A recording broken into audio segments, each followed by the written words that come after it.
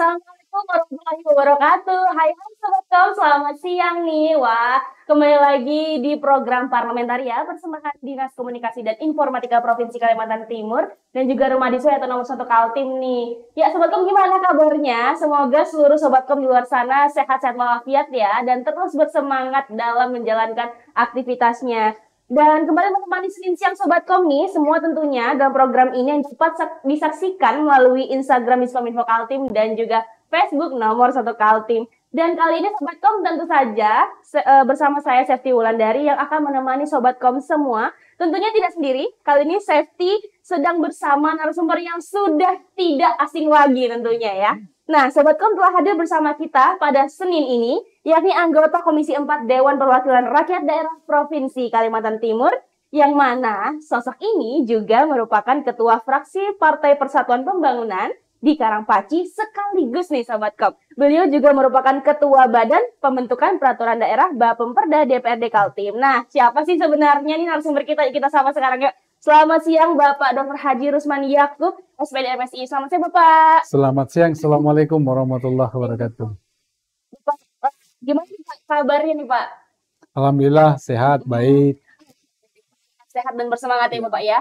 Sibukan apa aja sih Pak kalau boleh tahu? Ya, saya kira biasa ya sebagai anggota DPR, selain kegiatan-kegiatan pemerintahan, tentu juga tidak lepas dari kegiatan dengan masyarakat.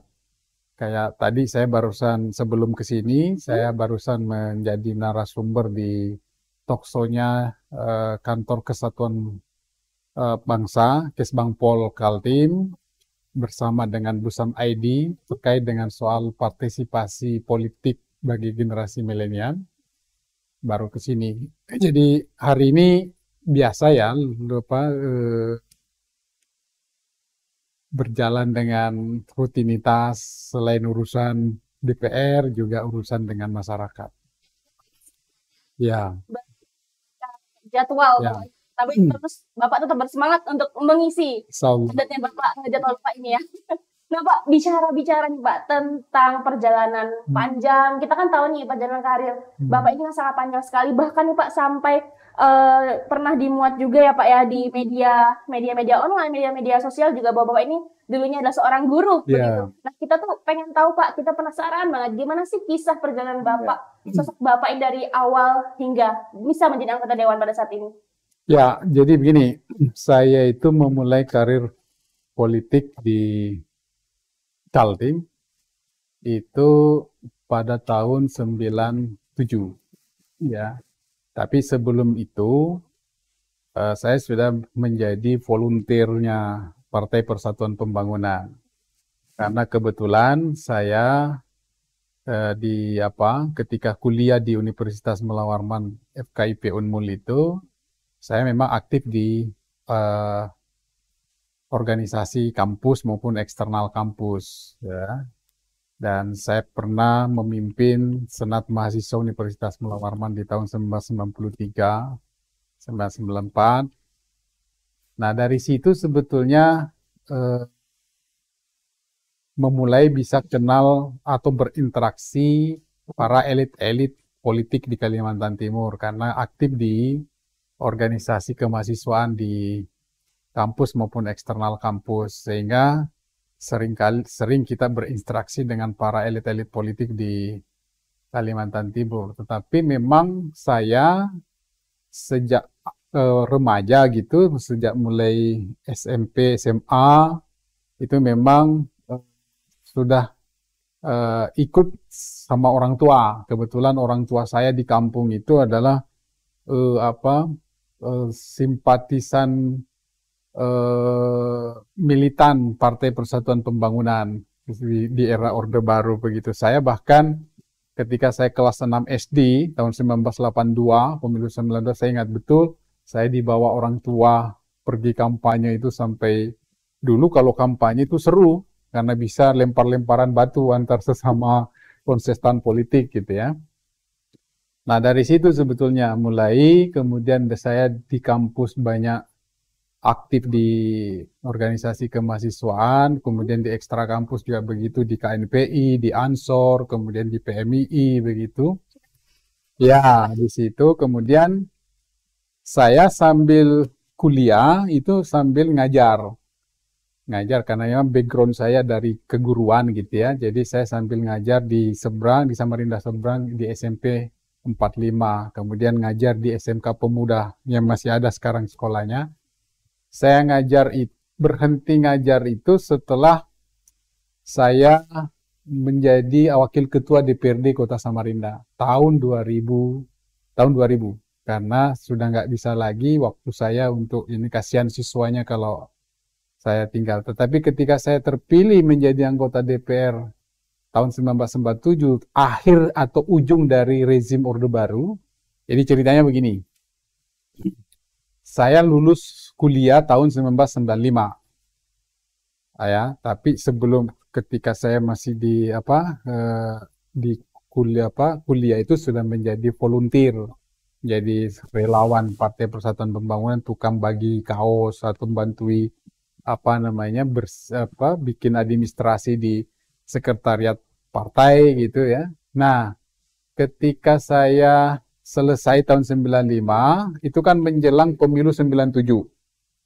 Malah 97 oleh senior di partai, almarhum Pak Khairul Fuad, kemudian almarhum Pak Jardiansa, itu ngajak saya masuk gabung. Sudah, kamu gabung di P3 saja. Ya udah, saya memang pesannya orang tua, bahwa kalau kamu nanti kelak menjadi dewasa, kalau kamu mau berpolitik, jangan kemana-mana, ke P3. Itu terus terngiang-ngiang di telinga saya. Nah, sehingga saya sebagian memang saya menjaga amanah orang tua gitu ya. Nah, sehingga ketika saya diajak, saya langsung iyakan sambil belajar. Dan jadi saya dulu di 959 sampai masuk pemilu 97 itu ya kerjaan saya jadi penjaga sekretariat, membersihin sekretariat, kemudian menyiapkan perlengkapan administrasi sekretariat, tukang ketik, dan lain sebagainya. Nah, ketika pemilu 97, memasuki pemilu 97, kan sistem pemilu tahun 97 itu kan sistem proporsional tertutup. Jadi, daftar caleg itu tidak memilih caleg, tapi memilih partai saja. Nanti berapa perolehan suaranya, dikolek berapa jumlahnya, menghasilkan kursi berapa. Nanti ketika misalnya P3 dapat kursi dari total seluruhan perolehan suaranya, misalnya katakanlah akhirnya menghasilkan kursi 6, maka yang menjadi itu nomor urut 1 sampai 6. Jadi dulu sistem pemilu proporsional tertutup itu orang bertarungnya itu adalah nomor urut. Ya, nomor urutnya, tidak dengan sekarang. Kalau sekarang kan orang milih personilnya gitu ya, memilih langsung gitu. Nah, dari situ saya ditawarin untuk menjadi caleg. Meskipun awalnya saya tolak. Karena saya harus tahu diri, saya orang baru, saya anak muda. Tapi akhirnya karena waktu itu di P3 yang lulusan sarjana masih relatif dianggap langka begitu. Nah, saya baru selesai lulus. Nah, makanya direkrut. Saya waktu itu sama-sama Pak Andi Fatul Khair, yang anak-anak muda yang aktivis kampus yang berafiliasi ke Partai Persatuan Pembangunan. Nah, ya dilalah gitu ya. Kenapa waktu itu pemilu 97 itu ada kejadian nasional begitu ya, ada kejadian nasional. Apa kejadian nasionalnya? Sesungguhnya di atas kertas itu tidak mungkin Partai Persatuan Pembangunan Kota Samarinda itu dapat 14 kursi. Dapat di atas kertas. Karena dari dulu kita tahu di rezim Orde Baru itu kalau pemilu di Orde Baru itu pasti Golkar menang. Waktu itu Golkar belum partai. Ya, waktu itu Golkar tidak mau disebut partai politik gitu ya. Nah, saya yakin Anda belum lahir gitu ya. Oh ya, ya, gitu kan. Nah, jadi Golkar waktu itu nggak mau disebut partai politik. Dia menyebut dirinya golongan karya gitu, yang ada di rezim Orde Baru. Di golongan kekaryaan itu, ABRI di situ dulu tentara itu namanya ABRI. Angkatan Bersenjata Republik Indonesia itu terdiri dari 4, ya, polisi, TNI Angkatan Darat, Laut, Udara, gitu kan. Kemudian apa namanya? eh, Darat begitu jadi 4 mah itu. Nah, ABRI di situ, pegawai negeri di situ, kemudian birokrat atau birokrat di situ tambah dengan pengusaha. Itulah yang ada di Golkar waktu itu. Dan dia tidak mau menyebut dirinya Dirinya partai partai. politik. Ya.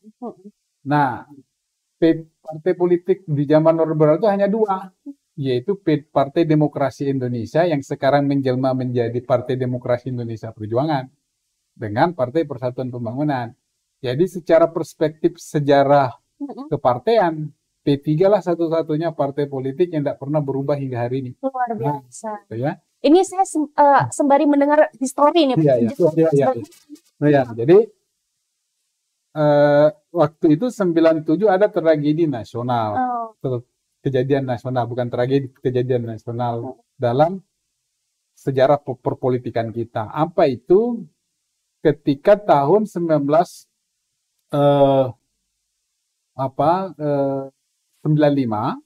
ya, Megawati itu terpilih sebagai ketua umum PDI. PDI. Tetapi oleh rezim Orde Baru itu ditolak, tidak diterima. Maka terjadilah gejolak di PDI waktu itu. PDI, pemerintah rezim Orde Baru ikut intervensi dalam persoalan itu, menggagalkan Kongres PDI.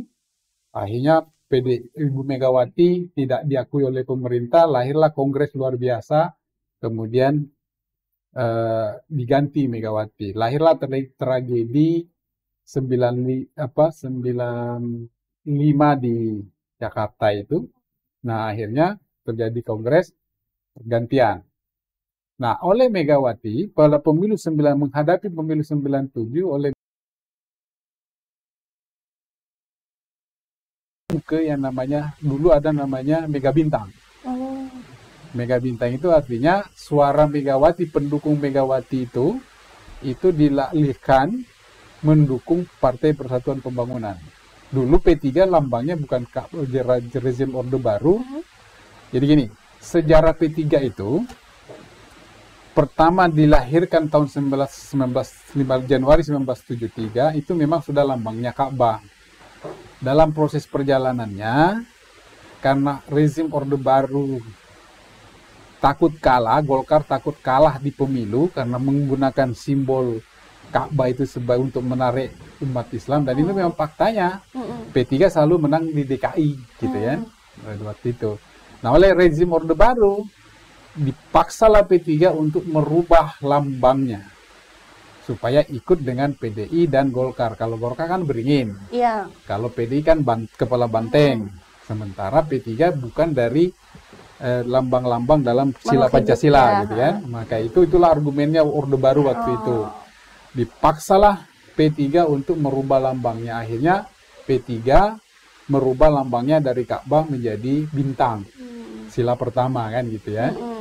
Nah, ketika pemilu 97 menjelang pemilu 97 kembali tadi, Megawati kan mengalihkan dukungan suara politiknya karena merasa dizolimi oleh rezim, karena tidak diakui dia keterpilihannya di PDI, maka dia mengalihkan suaranya ke Partai Persatuan Pembangunan, disebutlah waktu itu Mega Bintang. Mega Bintang. Nah, saya waktu itu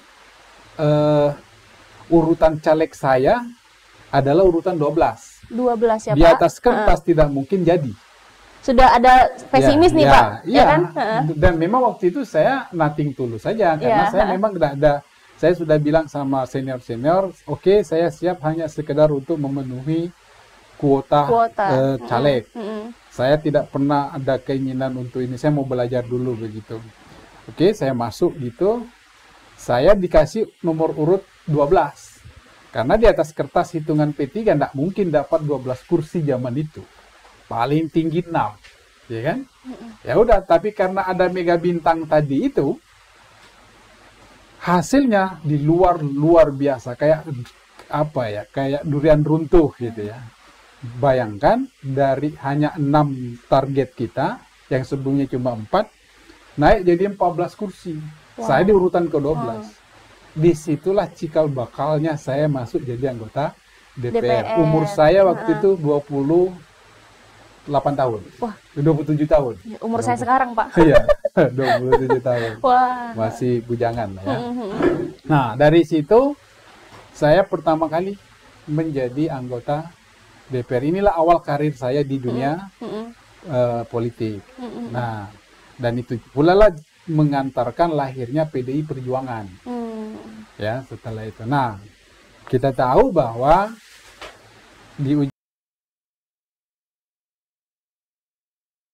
itu adalah masa terakhirnya rezim Orde Baru kejayaan Soeharto. Nah, begitu selesai dilantik pemilu 97, kan muncullah gejolak nasional yang disebut dengan krisis moneter. 98. Itulah yang mengantarkan 98 krisis moneter untuk lahirnya reformasi di 99. Maka itu masa jabatannya anggota DPR yang mestinya berakhir di 2022 itu berakhirnya di 99, hanya 2 tahun.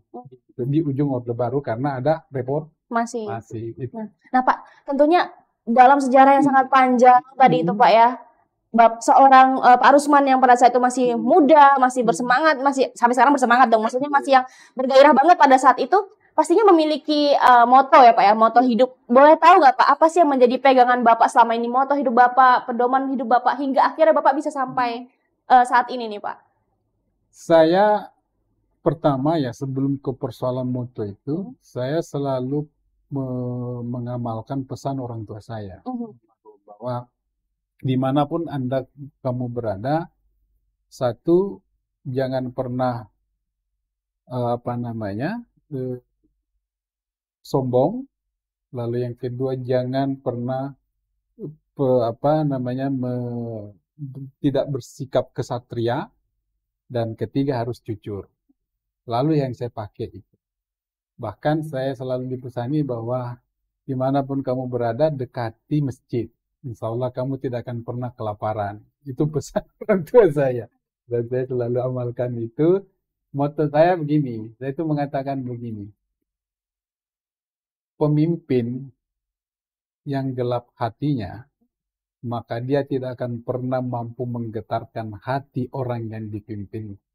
Wah, luar biasa. Nah, itu langsung bergetar saya itu yang selalu saya pakai.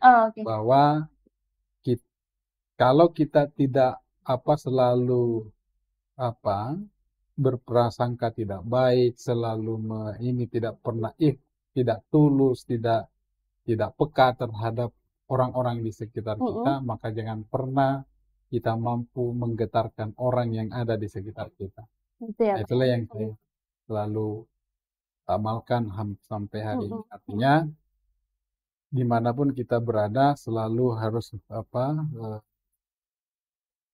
penuh dengan kerendahan hati, suka menolong, kemudian terbuka, kemudian mau mendengar dan lain sebagainya, tidak pernah menganggap orang lain itu sepele dan lain sebagainya.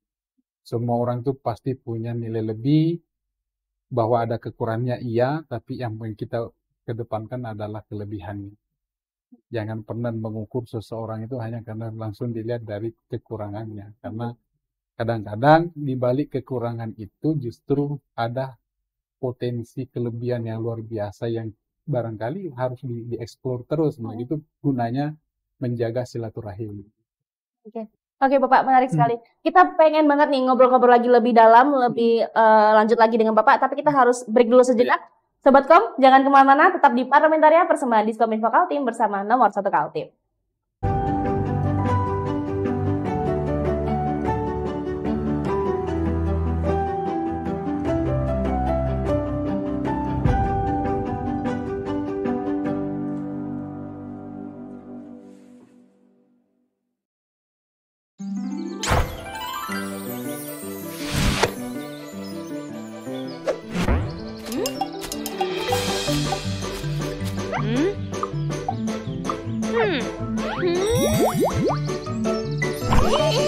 Oh? Hmm?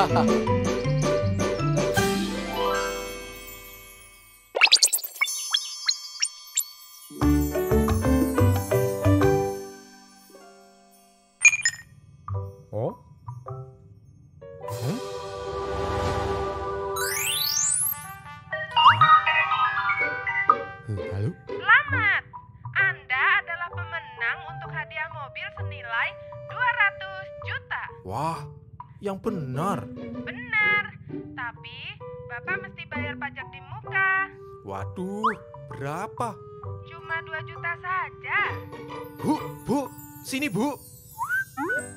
Ada apa, Pak? Aduh, Wajah Bapak bahagia sekali. Aduh, Gemes aku. Bu, Bapak ada kejutan. Hah? Kejutan apa, Pak? Bapak dapat hadiah mobil. Bapak jangan mengada-ada ah. Enggak, Bu. Kayaknya ada yang seru nih. Bapakmu dapat hadiah mobil. Wah, serius, Bu? Hehehe. Iya. Wah, kita bakal punya mobil, Pak. Wah, bisa buat antar aku ke sekolah ya, Pak.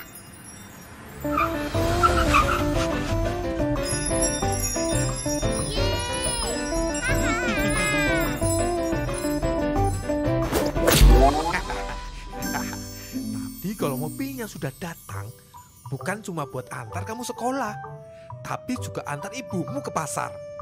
Sesekali Bapak pingin bikin ibu senang. Alah, ibu ke pasar jalan kaki saja. Woi, bapakku dapat hadiah mobil. Wah, hadiah mobil yang benar. Siapa yang dapat mobil? Pak Jaya, Kak. Masa? Paling tipu-tipu? Hah, tipu-tipu? Iya, modus penipuan. Hoax. Lagi marak yang begitu. Wah, gawat kalau bapakku ketipu. Bapak kayaknya ketipu deh. Hoax itu, Pak. Hoax? Pak Jaya yakin dapat hadiah. Jangan-jangan cuma kabar bohong. Kena scamming itu. Modus buat menipu Pak Jaya. Aku cek websitenya aja abal-abal. Mereka menyebarkan berita palsu. Hati-hati Pak Jaya. Lah, jadi Bapak nggak dapat hadiah mobil? Waduh, Bapak sudah kadung transfer ya? belum sih Bu. Mana ada Bapak duit segitu? Bapak itu gampang percaya, mudah kena tipu. Lain kali diteliti lagi ya. Iya Bu, iya. Aduh, Ya, nggak jadi dapat mobil dong. hehe, sepertinya begitu.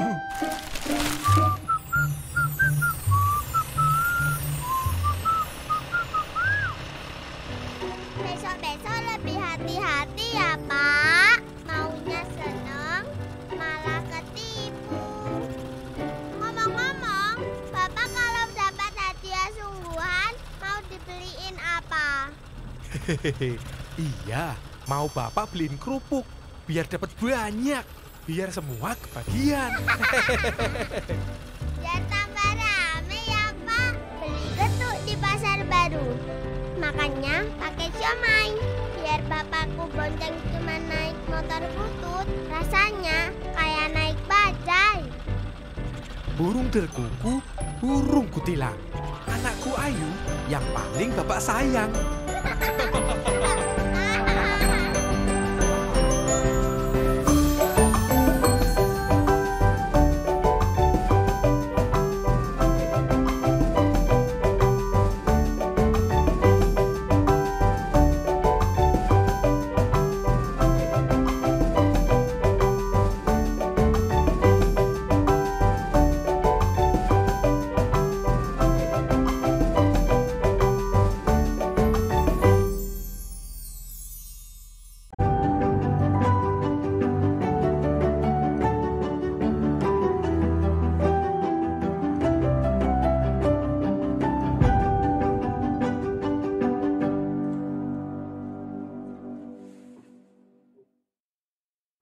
Assalamualaikum, kembali lagi di Parlementaria, persembahan Diskominfo Kaltim dan Nomor 1 Kaltim. Masih bersama dengan narasumber kita yang luar biasa pada Senin ini, yaitu Bapak Dr. Haji Rusmani Yakub, SPD MSI. Nah, kita akan lanjutkan obrolan tadi ya Pak ya. Tadi kan kita sudah berbicara tentang bagaimana sosok Pak Rusman pada awal hingga bisa menjadi anggota Dewan pada saat ini. Sekaligus kita juga jadi mendengar sejarah ya Pak ya. Mungkin banyak sobat kom luar sana juga belum tahu nih Pak, karena kan kita tahu bahwa selama ini kita tahu sejarah itu kan juga dari buku dan masih banyak, mungkin sebagian sobat kom masih banyak yang kekurangan referensi. Kita jadi teredukasi juga nih Pak dari informasi yang dibagikan oleh Pak Rusman tadi. Nah, kita ingin bicara tentang bagaimana Bapak di DPR Kaltim ya Pak, di DPRD Kaltim. Di sini Bapak ini kan adalah anggota Komisi 4 ya Pak. Kalau boleh tahu Pak, bisa di-share ke sobat kom di luar sana. Kalau Komisi 4 ini bergeraknya atau concernnya di bidang apa ya Pak? Kalau berdasarkan tata tertib DPRD Provinsi Kaltim, maka Komisi 4 itu membidangi satu pendidikan, ketenaga kerjaan, pemuda, kemudian perlindungan perempuan dan anak, dan kependudukan, kemudian kesejahteraan sosial, kemudian BKKBN, narkoba, hal-hal yang terkait dengan persoalan-persoalan sosial kemasyarakatan. Pokoknya yang berhubungan dengan kesejahteraan sosial, termasuk misalnya dengan bencana alam dan lain sebagainya. Nah, tapi memang termasuk kesehatan. Jadi kalau di luar pemerintahan itu bisa kerjasama dengan Basnas, kemudian MUI, dan organisasi-organisasi kemasyarakatan, termasuk KONI gitu ya, dan organisasi-organisasi kepemudaan yang lain. Nah, selama ini kita memang di Komisi 4 itu yang paling menonjol yang selama ini kita tangani ada 5. Pertama soal pendidikan. Lalu yang kedua soal kesehatan. Ketiga soal ketenaga kerjaan. Kita selama ini yang kita tangani itu misalnya perselisihan perburuhan, PHK dan lain sebagainya itu, kemudian kenaikan upah dan lain sebagainya ya.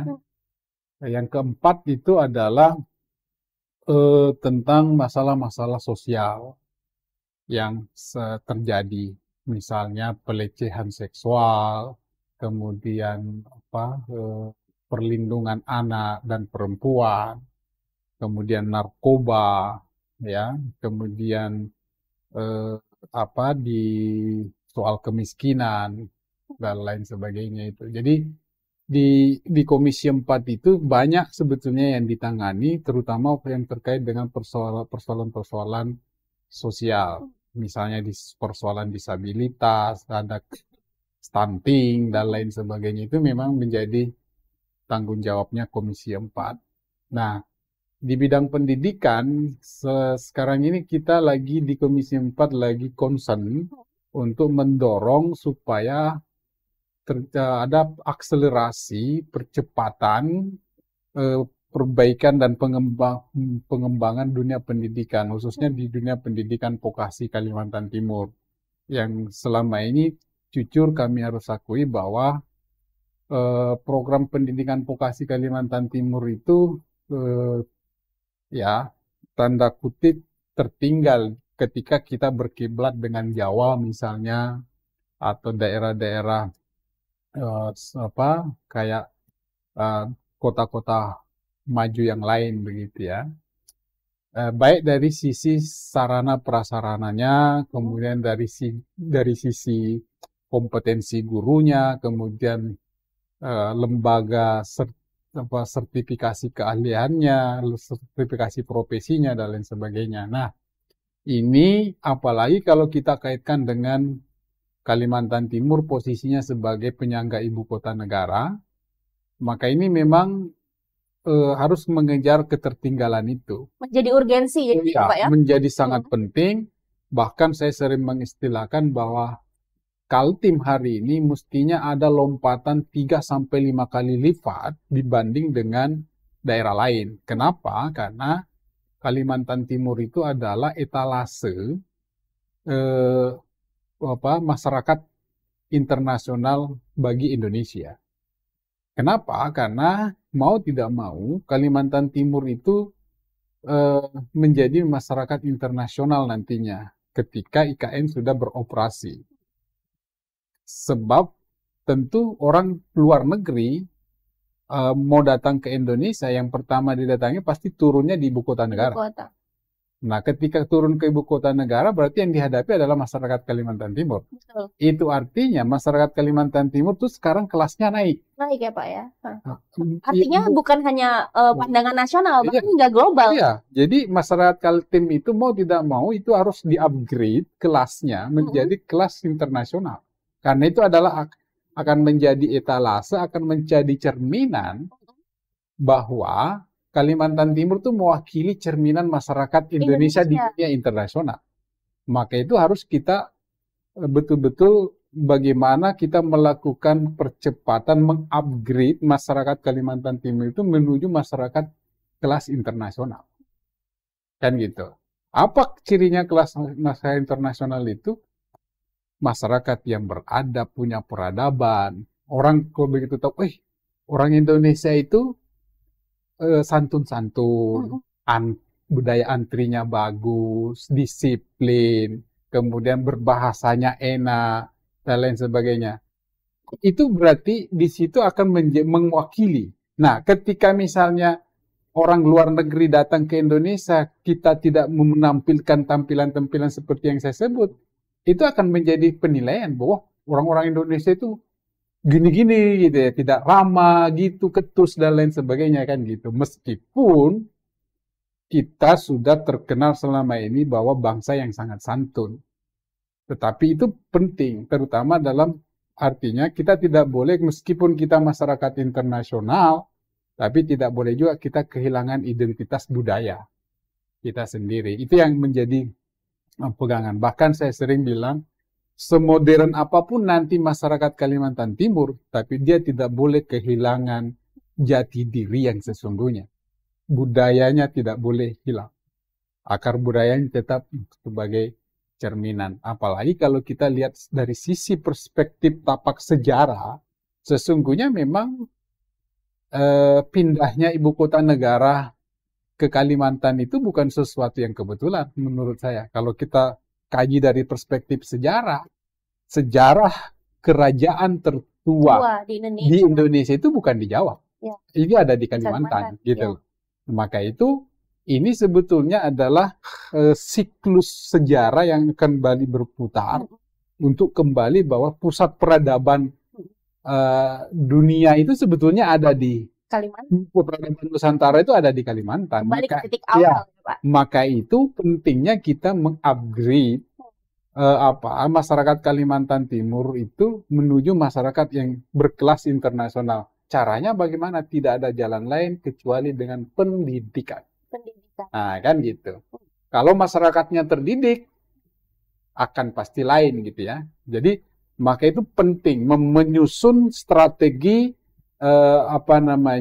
dunia pendidikan kita. Tidak hanya sekedar punya keterampilan, tidak sekedar punya keahlian, tetapi bagaimana masyarakat Kalimantan Timur itu memiliki karakter, punya karakter yang bercirikan Nusantara itu tadi.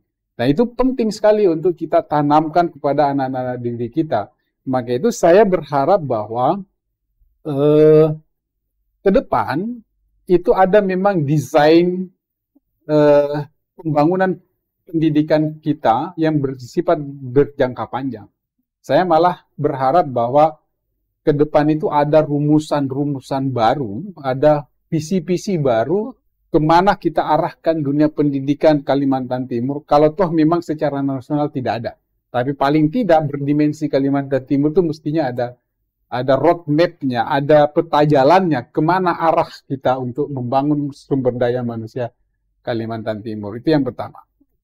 Yang kedua, kita juga harus dorong memang Kalimantan Timur itu ke depan tidak lagi bertumpu kepada basis ekonominya bertumpu kepada eksploitasi sumber daya alamnya, tetapi bertransformasi kepada ekonomi yang berbasis kepada ekonomi terbarukan, yang barangkali kita perlu dorong untuk salah satu alternatifnya adalah sektor pariwisata.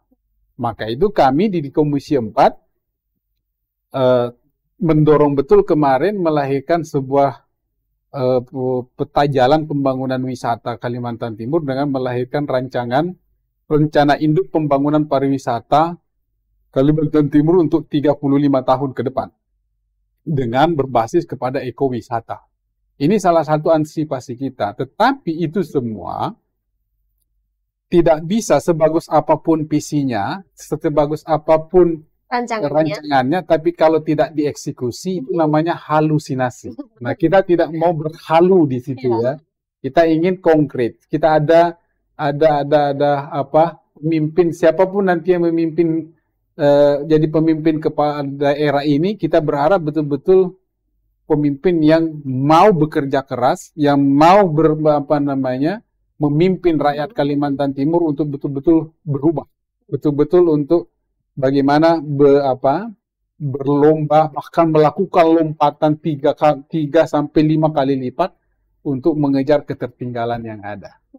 Infrastruktur antar kawasan harus diperbaiki, kemudian kualitas jalan kita tidak bisa lagi kita pertahankan hanya kelas B, harus naik menjadi kelas A, karena seberapapun kita perbaiki kelas jalan kita hari ini, pasti akan cepat rusak karena kelasnya B. Sementara bobot tonase yang menjalani itu sudah tidak layak untuk bagi jalan kelas B, mestinya kelas A. Nah, jadi itu menurut saya memang ke depan ini harus kerja keras kita membangun semua itu, tidak bisa ini. Nah, itu yang selama ini kita pikirkan di Komisi 4, terutama saya yang hari ini betul-betul berpikir keras untuk bagaimana mendorong itu semua. Nah, yang kedua, saat ini juga kita sekarang lagi meluncurkan tahun ini Bapemperda khususnya, saya kebetulan Ketua Bapemperda DPRD Provinsi Kaltim, ada 11 rancangan Pak ya. Ada 11 peraturan daerah yang akan menjadi target prioritas kita untuk kita selesaikan bangun tahun ini. Nah, untuk masa sidang pertama ini ada 4 rancangan peraturan daerah yang akan kita bahas. Salah satu yang paling menarik itu adalah perda tentang pemanfaatan dan penggunaan bahasa persatuan di ruang publik. Yang selama ini kita sesungguhnya sudah banyak melanggar aturan. Dari sisi pemanfaatan atau penggunaan bahasa persatuan, dalam ini bahasa Indonesia, dalam komunikasi sehari-hari kita. Dalam soal penulisan saja. Ya kan? Kita itu kan ini sebetulnya kita luncurkan bukan berarti bahwa kita anti dengan bahasa asing, enggak. Malah justru kita harus dorong bahwa setiap masyarakat Kalimantan Timur itu kalau perlu menguasai bahasa asing sebanyak mungkin. Tetapi tidak boleh bahasa asing itu yang justru yang dikedepankan. Sementara kita punya bahasa nasional, kita punya bahasa persatuan, yaitu bahasa Indonesia. Maka di ruang publik kita nggak boleh ada bahasa-bahasa di luar bahasa Indonesia. Tetapi bahasa-bahasa daerah, bahasa-bahasa asing itu menjadi bagian yang mendinamisasi dari nilai-nilai budaya kita. Maka itu juga kita rangkaikan dengan pelestarian bahasa-bahasa daerah dan nilai dan sastra daerah. Dengan harapan bahwa semodern apapun kita, identitas kedaerahan kita itu tidak luntur. Gitu. Itu yang kita maksud gitu. Cukuplah misalnya DKI Jakarta kemarin simbol kedaerahan itu hilang. Misalnya Betawi terpinggirkan. Nah, kita nggak mau itu. Kalau Bapak sendiri melihat di Kalimantan Timur, Pak, untuk fenomena pengutamaan bahasa Indonesianya bagaimana, Pak? Kalau menurut Bapak? Ya, saya kira itu yang perlu kita sadarkan, itu yang perlu kita gaungkan bahwa penggunaan bahasa persatuan itu jauh lebih bermakna, jauh lebih penting. Karena itu adalah tali ikatan persatuan kita. Misalnya contoh soal penulisan. Yang paling konsisten misalnya di Samarinda itu dalam soal penulisan ayam goreng Banjar. Itu yang paling konsisten. Di kita kan misalnya apa namanya Lipan Hill. Oh iya. Ya kan contoh Lipan Hill misalnya kan. Ini tanpa bermaksud ini ya, contoh. Contoh, hanya contoh Contoh ya, saja, Sobat ya. Kom, contoh. Mestinya kan tidak perlu hill gitu. Pakai bahasa Indonesia aja, lipan apa gitu. Kan itu lipan gitu apa gitu Ya. kan. Nah, ya kan? Contoh misalnya convention hall. Ngapain kita beri nama convention hall? Kasih aja nama bahasa Indonesia gitu ya. Yang lebih ini. Nah, misalnya KFC. Oke lah, karena itu memang California Fried Chicken gitu. Tapi misalnya buat aja ayam California misalnya. Sama misalnya ayam goreng Banjar gitu kan. Kan itu yang paling kayak ayam goreng Banjar gitu kan. Atau itu. Nah, di kita enggak. Misalnya di sekolah ditulis toilet. Ya kan? Nah, itu kan menurut saya ini. Misalnya pintu ditulis open. Apa sih susahnya itu? Tulis aja buka gitu, ya. gitu kan. Jadi ini hal-hal seperti itu. Hal kecil ya Pak ya? Hal kecil. Padahal itu sebetulnya perintah undang-undang. Kita belum bicara bagaimana warga masyarakat bercakap ya Pak ya. Nah, tetapi bukan berarti bahwa kita tidak boleh melestarikan bahasa daerah.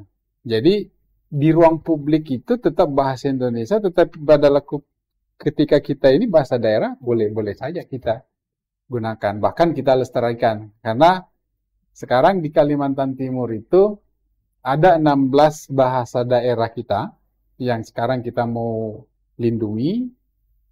Kategorinya itu 3. Ada yang merah, ada yang kuning, ada yang hijau. Wah, artinya apa itu Pak? Kalau dia merah, sudah hampir punah, hampir hilang. Sudah tidak ada yang mencakapkan. Tidak ada sudah orang yang mencakapkan. Kemudian kalau kuning, masih ada tapi jarang orang mencakapkan. Sehingga lama-kelamaan itu bisa hilang. Kalau hijau misalnya bahasa Banjar, kemudian bahasa Bugis, bahasa Jawa, kemudian bahasa apa gitu. Nah itu kan mulai, misalnya bahasa Benua misalnya, atau bahasa Basab misalnya, itu kan sudah mulai hilang tuh.